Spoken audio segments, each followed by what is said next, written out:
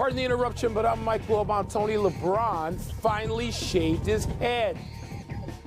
Tony Kornheiser, that's a bad move. Keep the sides. The sides work for you. Keep the sides. Okay, yeah, you would be the only person in America recommending that. LeBron, kudos. Kudos. You got it right. You got company. Lots of company. As a matter of fact, you're now in the company of the GOAT. Oh, wait. I'm not supposed to say that, am I? Huh? It's your deal. I think the sides look good. Welcome to PTI, boys and girls. In today's episode, the Eagles beat the Vikings. The Mets clinch a playoff spot, and the NBA is set to lower its minimum age to 18. But we begin today with Buffalo suffocating Tennessee last night, 41-7. Buffalo scored the final 34 points of the game. Buffalo's now 2-0. Tennessee's now 0-2. Wilbon, would you rather focus on how good the Bills look or on what's wrong with the Titans? What's wrong with the Titans? The Titans aren't a perennial enough power to start this show with what's wrong with the Titans. That could be for some other show.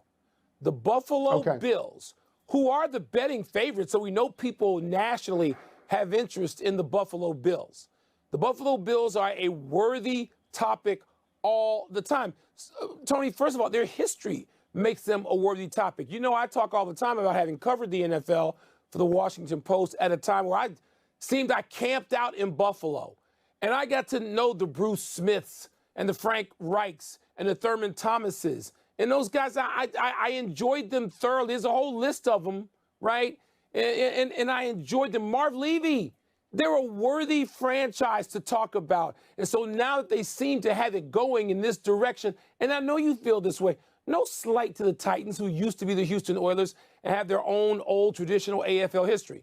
But the Buffalo Bills are worthy. They are kicking people's butts and taking names. Yeah. And this is exciting to watch right now. I'm going to just get rid of Tennessee very quickly. Tennessee at the moment is nothing, absolutely nothing. Derrick Henry, a great runner, had 25 yards and 13 carries last night. That's less than 2 yards a carry. Ryan Tannehill had 2 interceptions and passed for a total of 117 yards. If those two don't give you anything, then you are nothing. Right now, Tennessee is Indianapolis. These are teams with false and inflated expectations. Now I will get to Buffalo. And I do find it interesting what you said when you mentioned the word Las Vegas. You scorn Las Vegas on odds all the time. I do. At the beginning of this football season, you were critical of them, saying Buffalo should be the favorite. But I would ask you, and I know what you would say, who else is better than Buffalo right now? And the answer is nobody right now. It's only 2 games, but it's nobody. It's nobody right now. Let me just go to my notes for a second. Buffalo opened the season on the road against the Super Bowl champions, the Rams, and pounded them. Then they go home for Tennessee, the #1 playoff seed last year in the AFC. They destroy them. They are, and let me say this too, Mike, they do this in shirt sleeve weather in Buffalo. Who's going to beat them when it starts getting cold in 3 weeks in Buffalo? Nobody's going to. They got the quarterback. They got the wide receiver. They got the pass rusher. They're built for this at the moment. And Mike, they're 55 plus. They got 55 more points than they've given up. And the next best in the entire league is plus 26. So right now, Buffalo looks exactly what people thought they would look like. And to me, Mike, I want to see them play Kansas City every week. Just go out there, kids. Go out and play. I'll settle for once. And let's see how they get. Look, Miami in that division looks worthy. The Jets are better. I mean, you know, come on now. I mean, they got some games coming up. It'll be fun. And last night's other game, the Eagles roll the Vikings 24-7. Jalen Hurts threw for 1 touchdown, ran for 2 more, while Captain Kirk Cousins threw 3 red zone picks. And his Monday Night Football record fell to, get this, Tony, 2-10. So what's your headline, your takeaway, as they like to say now, from this game? Oh, no, my headline in giant type is Vikings gag. That's the headline. The Minnesota Vikings, when the spotlight is put on them, are one of the worst teams in football. You talk all the time about the San Diego Chargers in the old days, Yeah. how they took a nap in the middle of the season. Right. The Minnesota Yeah. Vikings do this. Let me, for emphasis, repeat these numbers. Kirk Cousins is 2-10 on Monday Night Football, and he threw 3 picks all in the red zone last night. I don't think I they assume choked. they I think prepared he for the choked. game. He Okay, choked. so he's the leader of the team. So they stunk. All right, now we'll get to Philadelphia. Philadelphia is 2-0. Philadelphia has beaten 38 points. They scored 38 on Detroit, and now they scored 24 on Minnesota, which makes them the #1 team in the NFC North in a moment. I'm not yet on the bandwagon for Philadelphia. I'm not. Okay. I know a lot of people are. But I will say this about Jalen Hurts at the moment. He's 26 of 31 last night. How much better can you be? He throws for 1 and he runs for 2. And they say about the Vikings, oh, when Mike Zimmer leaves, where do you see this offense? I watched. I'm waiting. I'm still waiting. Where's the offense? It's interesting, Tony. Hurts and Tua. My God, could those 2 kids, former teammates who had to share the depth chart in the position for 3 years, could they have been any better this weekend, Sunday, Monday tag team? I don't know. Tony, I'll also say I don't know if Philadelphia can be any better. So the question is, are the Eagles this good? That's my takeaway from this. Are the Eagles this good? Can they sustain this? It's too early for bandwagons for me other than Buffalo. I'm going to be on one bandwagon. Can the Eagles sustain what we saw last night? If they can, Tony, they have a real chance of being the best team in the NFC, the whole conference, not just the division. So I want to see over a period of weeks, Jalen Hurts, is he going to be upright? Is he going to be able to take those hits the entire season? He is a threat when he's playing like he was last night and efficient at it, prolific and efficient. Great to watch. Thank you for mentioning Jalen Hurts and Tua in the same sentence, because everybody said, are they NFL quarterbacks? Right. Do you know that they're both Alabama quarterbacks, as is Mac Jones? And Alabama quarterbacks, who are apparently easy to dismiss, are at the moment 5-1 in the National Football League. And the only reason they lost one is because Tua played Mac Jones. I don't know that any other school can say that right now. Maybe they're ready to play. The Athletic reports that the one and done will be history by the 2024 draft. The NBA will lower the minimum age to 18 and do away with the requirement that draftees be at least 1 year removed from their high school graduation date. Wilbon, how do you expect this to affect the NBA and college basketball? I don't expect it to affect the NBA at all. The NBA gets who they want. Whether they get them at 18 or 19 is a worthless back and forth to me. So they get them a year earlier. So what? The NBA already has enough kids who come in who aren't ready to play. But this is going to focus on just their availability. And I know that's a big deal for you, where there shouldn't be rules preventing them. Fine, you can have that. I don't give a damn about that. This is a personal topic. I care about all the kids who are going to try to come to the party who are not prepared and who will never be prepared, never play in the NBA, and then what do they got? That's what I care about, the educational end of this, which no one cares about anymore but me. So that's me. I hope if they allow these kids to go to college, even if they're drafted, then I'll be fine with it, Tony.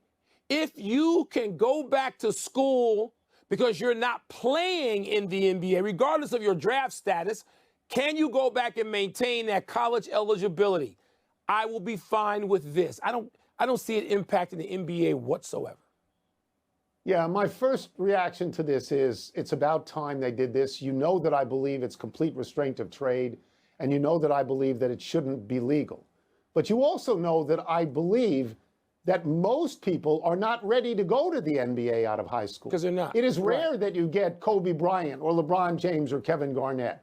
And most of these kids are going to fall through the cracks. And so there's a certain amount of pain attached to what I think is the proper legal position. A lot of people will now say that because of name, image, and likeness, kids will stay in school. And some kids will stay in school and make money. But the Zion Williamsons of the world are not staying in school. The top 5 draft picks are not staying in school because they're going to make a lot more money in the NBA. Is it going to affect college basketball? It's going to affect Duke and Kentucky. I don't know how many other teams it's going to affect in a massive way. Like a lot of kids are still like John Morant, where it took 2 years to develop, and then they were ready to go to the pros. But I agree with you wholeheartedly, Mike, that if people are not drafted or if they're drafted lower than they want to be drafted and they want to play in college, come play. There's got to be a rule that allows them to play. That's on the Yes, not the NCAA NBA. as long as 100%. it exists, which might only be a minute and a half if we're lucky. But whatever is governing body of college has to let those kids back in and don't give us this garbage about their amateur eligibility. Let them play. Let's take a break, but because if you don't, the G League will have 60 teams. Let's take a break, but coming up, the Mets clinched a playoff berth last night, but did the Astros or Dodgers actually have bigger nights? And which home run milestone is more exciting, 61 or 700? Honestly, if they can't play, the G League is going to have to absorb hundreds of people. I'm okay with the G League or college. I'm okay with either of those because they ain't gonna all be in the NBA. They all think they're gonna be in the NBA, and they're not. They're not. It's time for Toss Up. Two men enter, one man leaves, finishes the show, rearranges his background in imperceptible ways, and then wonders why no one noticed. I spend a lot of time on it. What's first? Toss Up. It's a three-way. Which team has more to be excited about after last night? The Mets, the Astros, or the Dodgers? The Astros should be excited. They clinched the AL West for the 5th time in 6 years, and they're still 8 games ahead of the Yankees for the #1 seed with 14 to play. The Dodgers should be excited. They got 10 strikeouts from Clayton Kershaw. They're the best team in baseball, and they clinched the NL West at this point. But the most excited team, Mike, has to be the Mets because they put the Warrior God, Max Scherzer, out on a mound after his second run on the DL with an oblique strain, and he gave him 6 perfect innings. 18 batters up, 18 batters down, 6 innings, no runs, no hits, no walks, 9 strikeouts. The Mets need Scherzer and DeGrom or they have no chance. They do, Tone. And as you know, with Scherzer and DeGrom, I think the Mets may be the best team. I'm talking about in terms of postseason context. But, Tony, to answer this question, I'm going to say the Astros. Because when you look at those teams, all those National League teams, talked about the Dodgers with Kershaw, who right now are the best team. You got the Mets. You've got the Braves, the defending champs. You've got the Cardinals, who are always laying in the weeds, ready to kill somebody in October, and people don't talk about them until they have to. And you got the Astros on the other side, who are so clear of the Yankees, who were supposed to be the best team. And, Tony, they got the kind of performance from Verlander a few days ago that the Mets got from the Warrior God last night. It was virtually perfect. And so I think it's the Astros, actually, who should feel really as they go into this. They're in the catbird seat in the American League. I think they are head and shoulders. In the American League. Nobody can say that in the National League, Tone. Nobody can say that there. Dodgers can because they're 58 games over 500, and 4 teams in the league haven't even won 58 games. What's next? Mets. Toss up. Which home run number is more exciting, 61 or 700? Here's the case for 700. You hit 700, you join the 3 greatest home run hitters of all time, Babe Ruth, Hank Aaron, and Barry Bonds. And please don't tell me Barry Bonds isn't a great home run hitter. Please don't do that. So Albert Pujols would get into exceedingly rare air. But, Mike, at my age, in my life, the magic number is not 714 or 61, it's 60 because of Babe Ruth. I remember when Roger Maris hit 61. It was like Roger Bannister breaking a 4-minute mile. It was incredible to people. In the 61 years since Maris did that, 3 people have gone over 61, and they are all widely assumed to have cheated.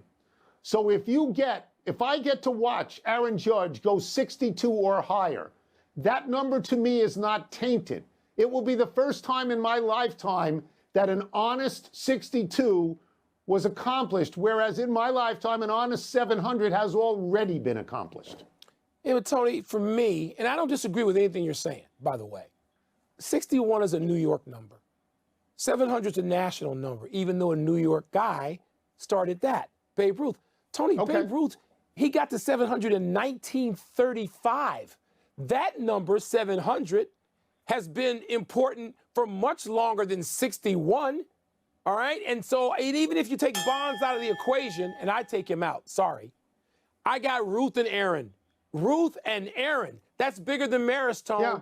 It just is. And if we go Ruth, Ruth's 700 are bigger than Ruth's 60. So it's 700 to me. And that's a national number that you don't have to just be a New Yorker to understand or have resonate with you. And I think I get 60 that. was I my understand number. that. And I think 60 was a national number. I think that. That's it. Let's take one last break. Still to come, 3 major names in the NHL announced their retirements. And Draymond Green asked something of NBA team owners. It's very interesting. Very interesting. Very. I just felt that. Happy time, people. Happy 24th birthday, Trayvon Diggs, younger brother of Buffalo wide receiver Stephon Diggs. Trayvon Diggs, a local for us, Mike, born in Gaithersburg, Maryland.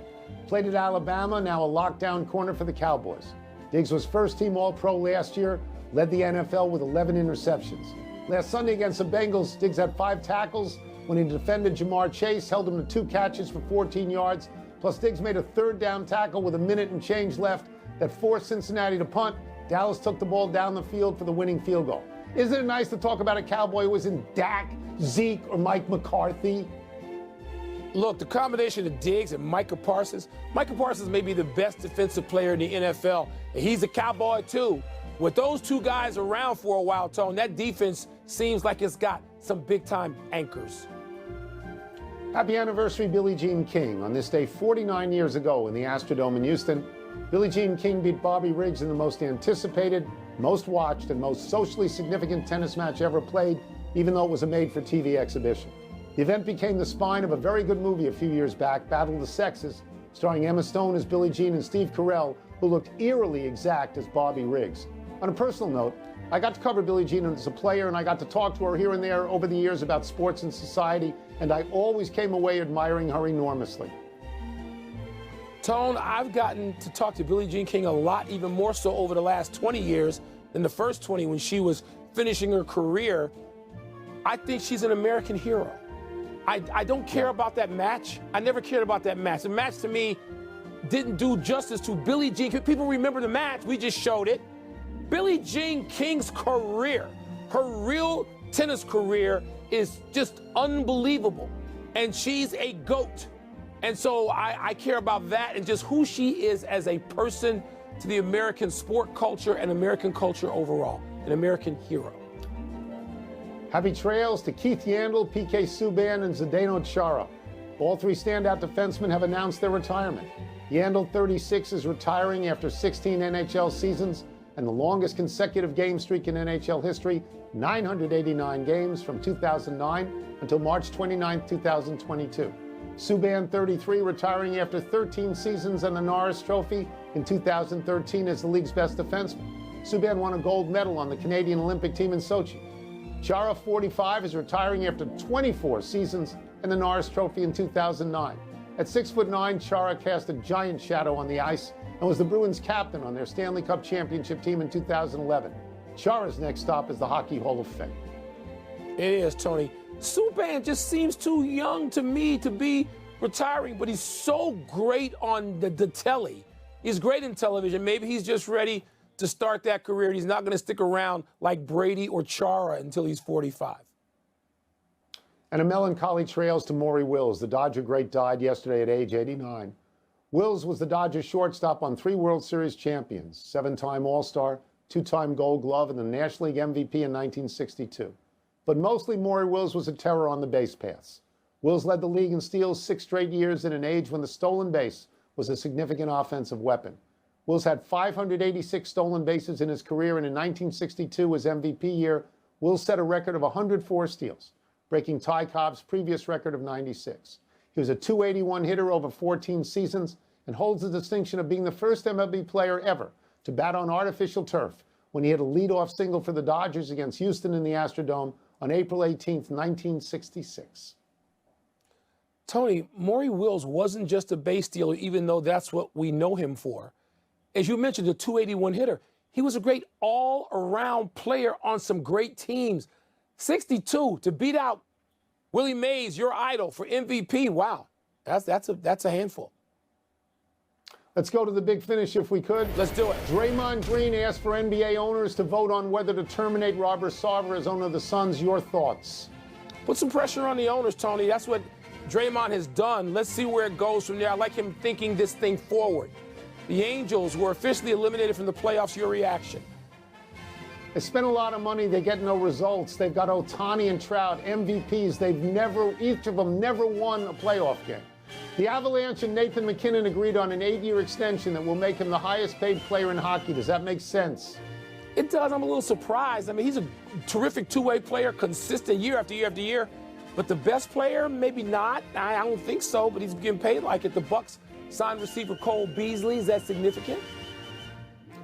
Chris Godwin is out. Mike Evans is being suspended. If the appeal doesn't go, they need a receiver. He's a sure-handed receiver. Last one. The Guardians and White Sox start a 3-game series tonight. How you feeling about that?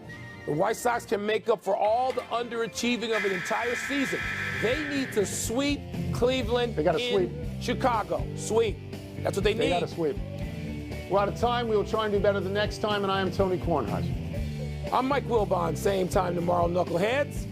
You can get the PTI podcast on the ESPN Apple Podcast. Neville, don't you put that ball on eBay signed by Maury Wills for your dad. Don't you do it. Now, here's Sports. Neville's not going to do that. You better not.